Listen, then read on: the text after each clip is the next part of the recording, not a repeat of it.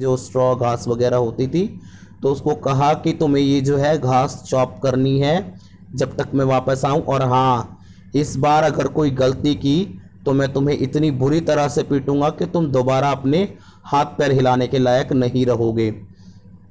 तो अब वो बच्चा जो है काम में लग गया, डर भी रहा था। अब धीरे धीरे धूप निकल आई, उसको गर्मी महसूस हुई, तो उसने अपना कोट उतार कर घास पर रख दिया और फिर घास काटने में मगन हो गया। लेकिन थोड़ी ही देर बाद उसको एहसास हुआ कि उसने घास के साथ साथ अपने कोट के भी टुकड़े टुकड़े कर दिए हैं। अब इसे देखकर वो कांप उठा, वो डर गया। उसको महसूस हुआ कि कहीं अगर मर्चेंट ने ये सब देख लिया तो वो तो मुझे जान से मार देगा, और जब मुझे मरना ही है तो क्यों ना मैं खुद को ही मार लूं। तो he started thinking of plan of killing himself. The boy had once heard the merchant wife say, I had a pot with poison in it under my bed. She, however, had only said that to keep away greedy people, for there was honey in it. The boy said to himself, there is no better option than taking out the pot and consuming the poison.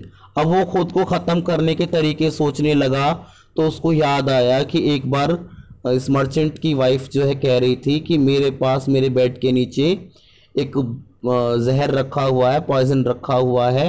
लेकिन वास्तव में वो poison नहीं था, वो हनी था, और वो लालची लोगों से दूर रखना चाहती थी कि भाई कोई लालच में आके उसको ख़त्म ना कर दे। तो इसलिए उसने कहा था कि ये जहर है। तो उसने डिसाइड किया कि जा कर के मैं ये जहर पी लेता हूँ।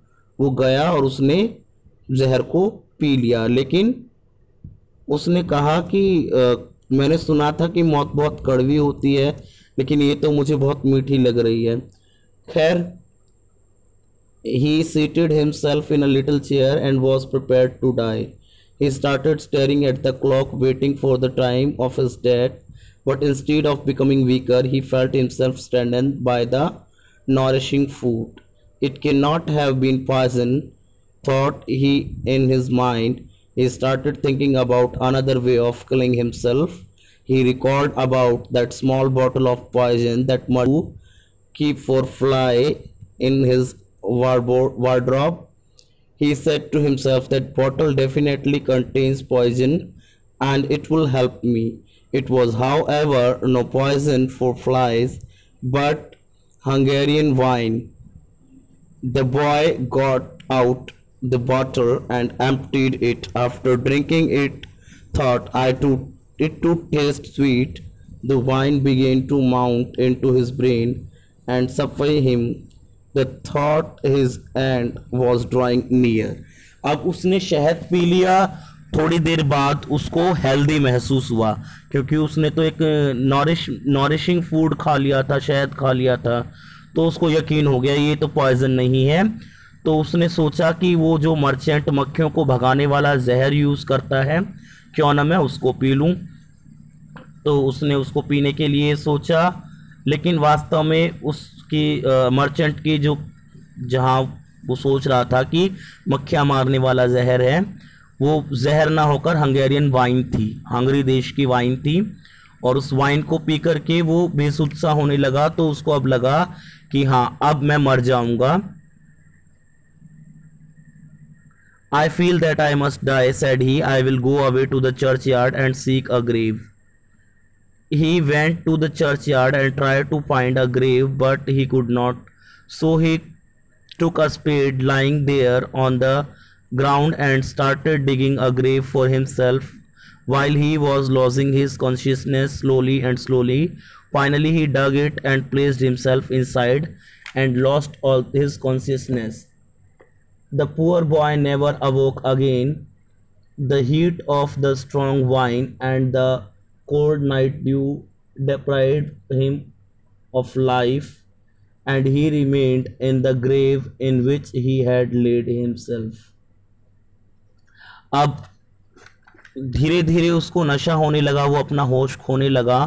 तो वो चर्चयार्ड की तरफ भागा अपने लिए कब्र देखने के लिए लेकिन वहाँ उसको कोई खाली कब्र नहीं मिली। तो उसने क्या किया कि उसने गड्ढा खोद करके खुद को वहाँ लेटा लिया और वो उसमें जाकर लेट गया और बिल्कुल बेसुध हो गया। गड्ढा खोद करके उसके अंदर लेट गया और बिल्कुल बेसुध हो गया।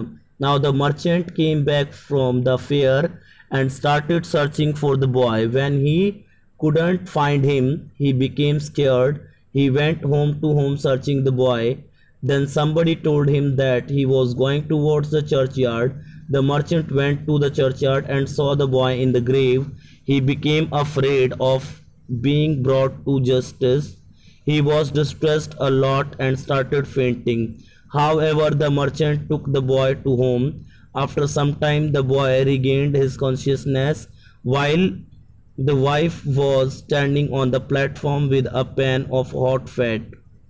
The merchant again fainted and fell to the ground. His wife ran to help. Out of nowhere, some flames darted against the pan. The whole house caught fire. In a few hours, it lay in ashes, and the rest of the years they had to live, they passed in poverty and misery.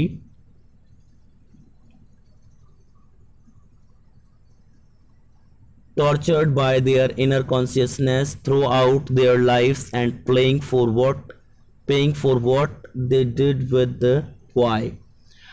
अब वो वापस घर पे आ करके ढूंढने लगा उस लड़के को। तो किसी ने उसको बताया कि वो चर्च की तरफ गया था। चर्च के पास जा करके उसने देखा उस गड्ढे में वो लड़का पड़ा हुआ है। तो मारे डर के उसके होश उड़ गए, वो बेहोश होने लगा। खैर किसी तरह से वो उस लड़के को लेकर आया घर पे और घर आकर के देखा कि उसकी वाइफ जो है कुछ पका रही थी पैन में।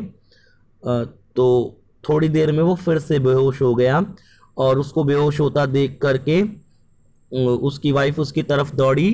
तो क्या हुआ कि किसी तरह से वो उस पैन के थ्रू और उसमें जो फैट या चर्बी वगैरह जो घी टाइप था उसके थ्रू आग लगने पर पूरे घर में बहुत भयंकर तरीके से आग लग गई और कुछ ही टाइम में उसका घर राख में बदल गया। तो इस तरह से उन्होंने आगे आने वाले अपने साल जो है वो बहुत ही गरीबी में बिताए और तब तक उस लड़के को भी होश आ गया था। और इसके बाद वो जो संकट, वो जो दुख, वो गरीबी जो उन्होंने देखी थी, ये फल था इस तरह से बुरा व्यवहार करने का, किसी को टॉर्चर करने का। तो इसलिए हमेशा अपनी ज़िंदगी में ध्यान रखो कि किसी के मजबूर होने का फ़ायदा मत उठाओ और किसी को टॉर्चर नहीं करो, क्योंकि we will have to pay whatever we do. As you reap so shall you will.